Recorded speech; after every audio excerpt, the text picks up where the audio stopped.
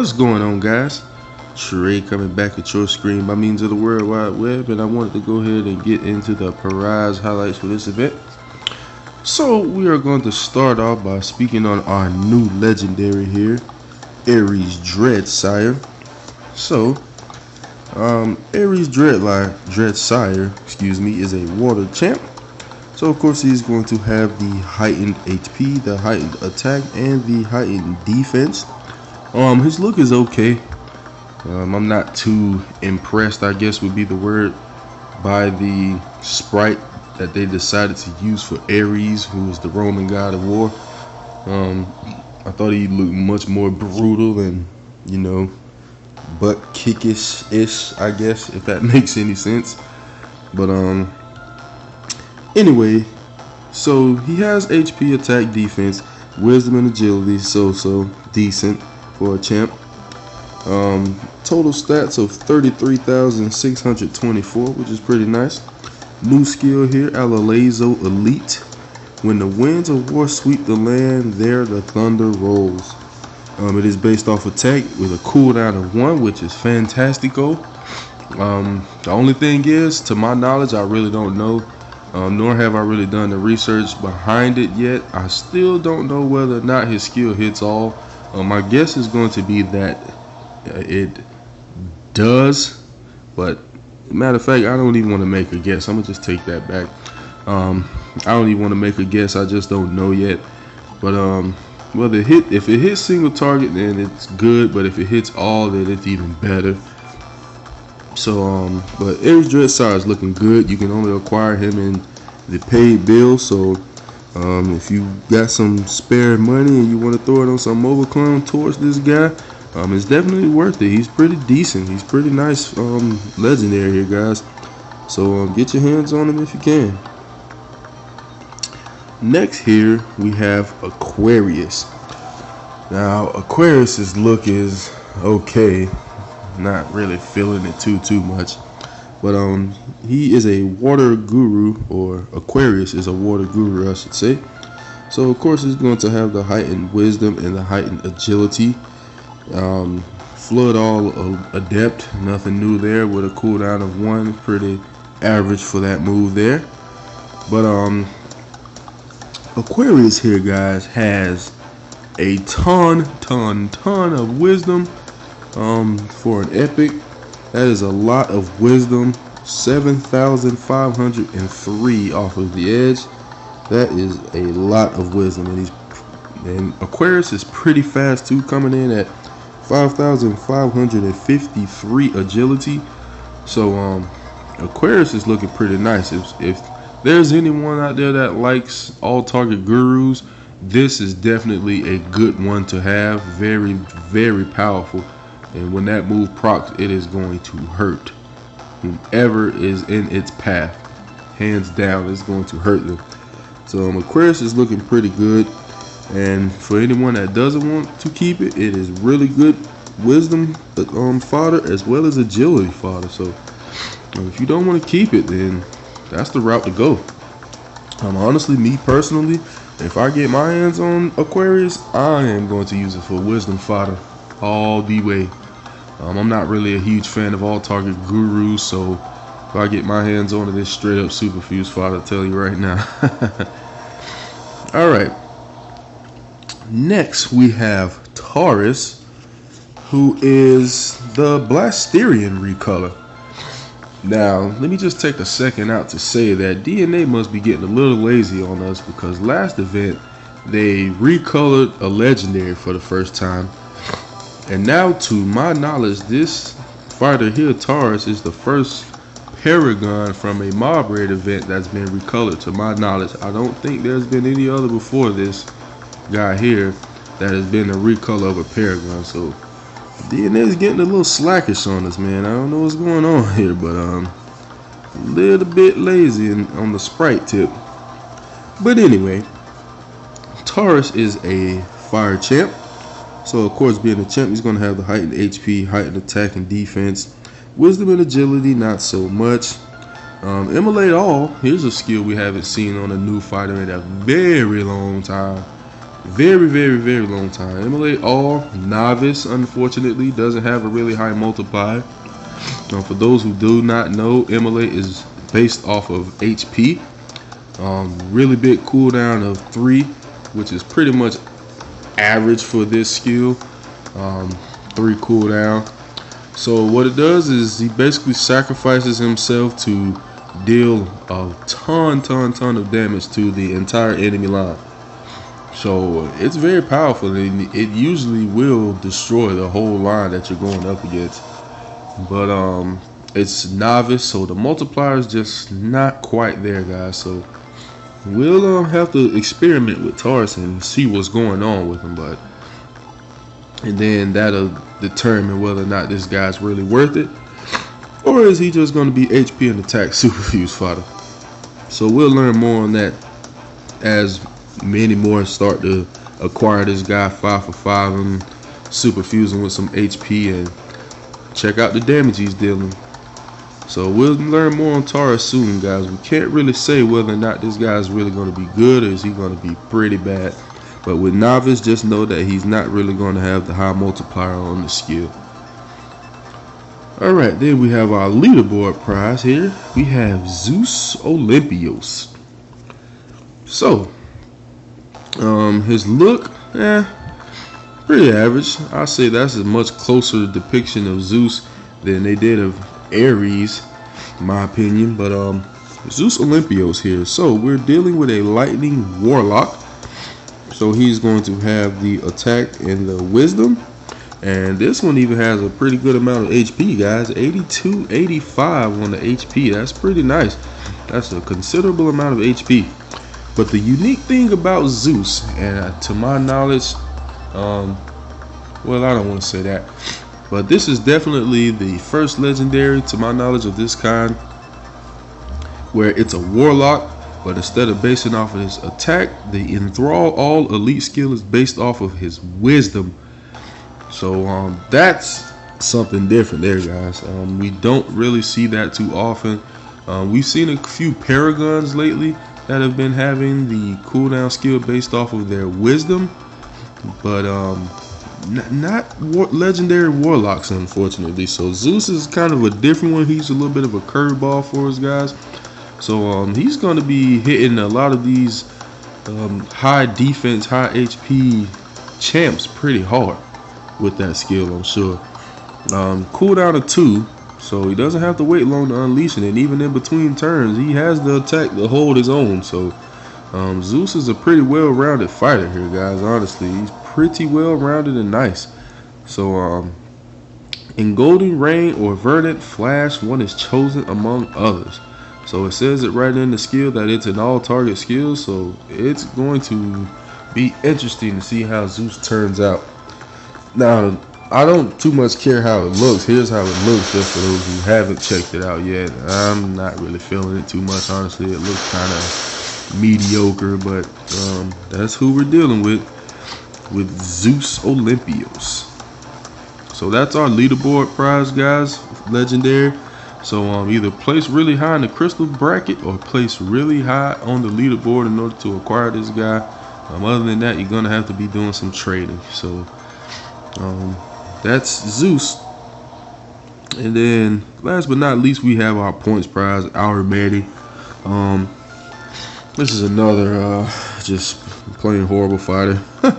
Just to be frank and blunt. But anyway, to get down to the details, Aramedi is an Earth champ, so he's going to have HP, attack, and defense. Slacken Adept is its skill, cooldown of 1. So basically all it does is lowers the agility of whomever he uses it on. It's a single target, so he's only going to lower the agility of one person on the enemy team, and that's really about it. So the only thing I can think that this guy would be useful for is if somebody's formulating some kind of strategy on how this guy would be decent, because other than that, I just don't see it, guys. This guy's stats are horrible. If you don't formulate a strategy to use this guy's slacking skill, the only really thing I could think of that you would want to use this guy for is defense superfuse fodder. He has 6,332 defense. So if you were the super fuser, you would get a whopping 759 defense added to whichever fighter you decide to super fuse into, which is a considerable amount. That's actually pretty good. But other than that, his HP and attack fighter isn't all that great. If you were to super fuse his HP, you would get 370. If you were to super fuse his attack, you would get 419. So nothing too special there, guys. But this guy is going to be pretty easy to acquire because there is going to be a large number of him sitting around waiting to be traded away because he's just a points prize. So if you want to get your hands on Aromatic, it shouldn't be too difficult. He's going to be super duper cheap, I'm guessing. So if you want him, you need some defense fodder, or maybe you got a strategy formulated for this slacking skill, then go ahead and grab him. But other than that, I would not even think about it, guys. Just let this guy be. Sell him as soon as you're able to. Alright, so now that we've talked about every fighter, let's go ahead and do some mild comparisons here. And first we have to compare Mr. Ares Dreadsire, and I decided to compare him to Abaminsk, who was one of two first 3-for-3 legendaries out.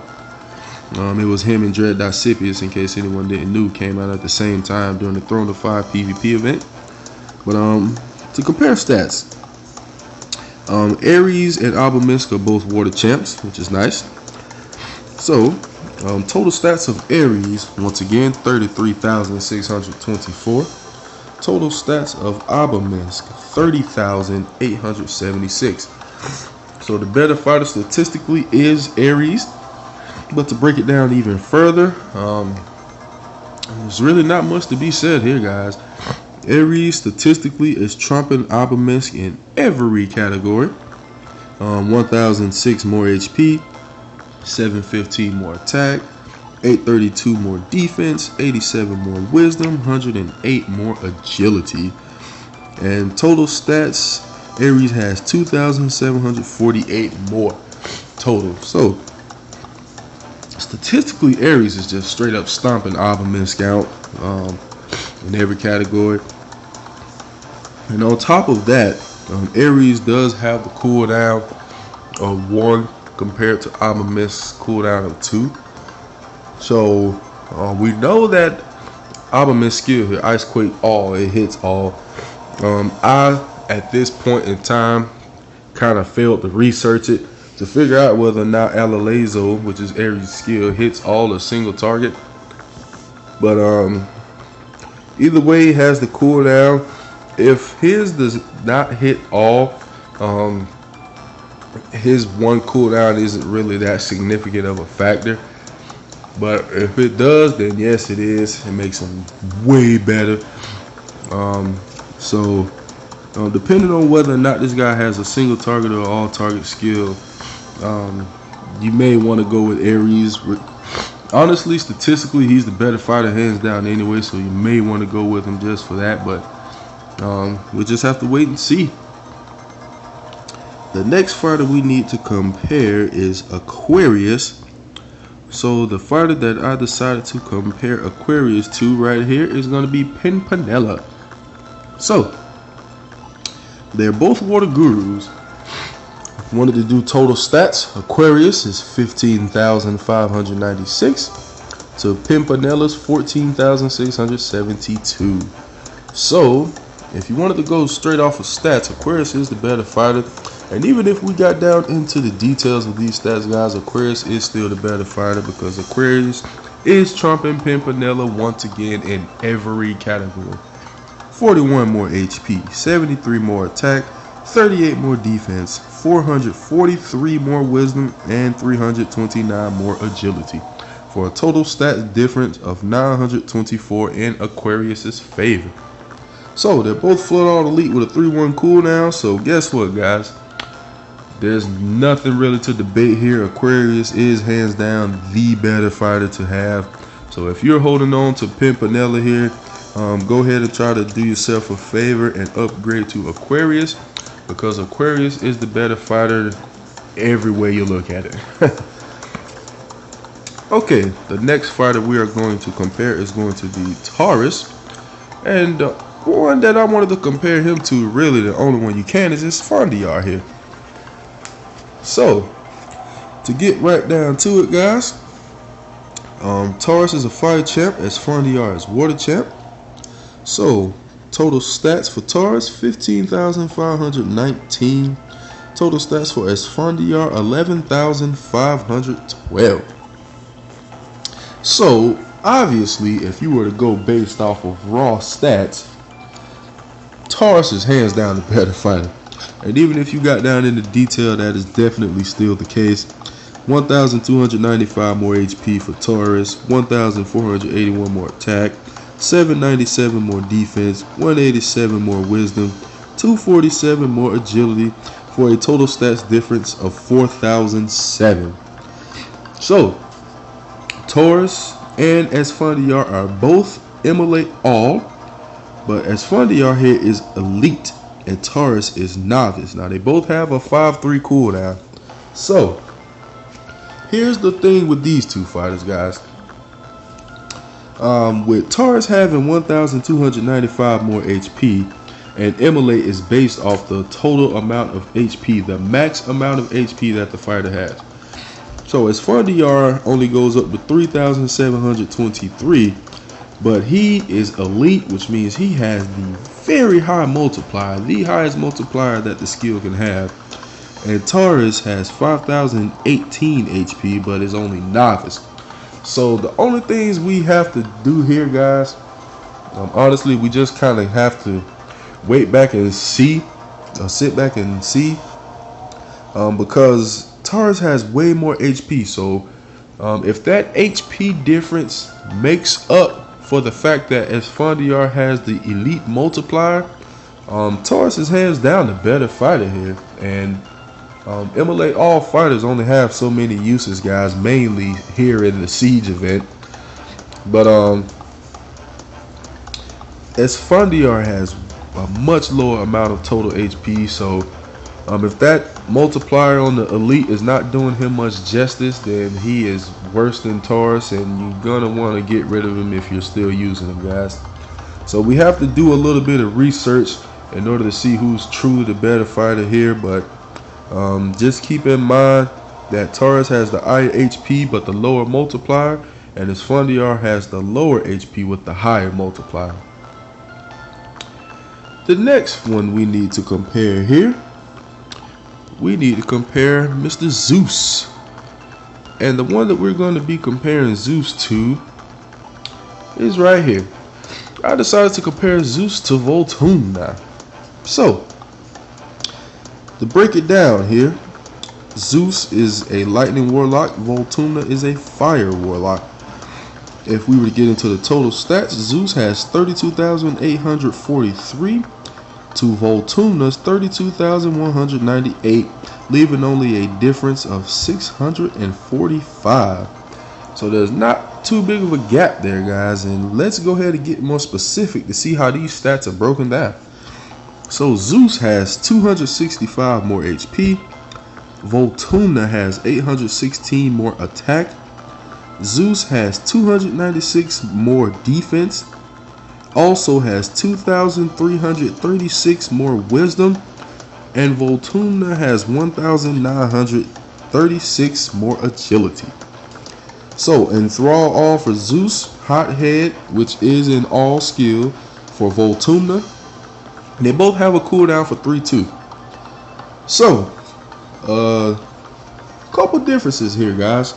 One of them being Zeus has a considerable amount more wisdom than Voltuna, and Voltuna has more attack than Zeus.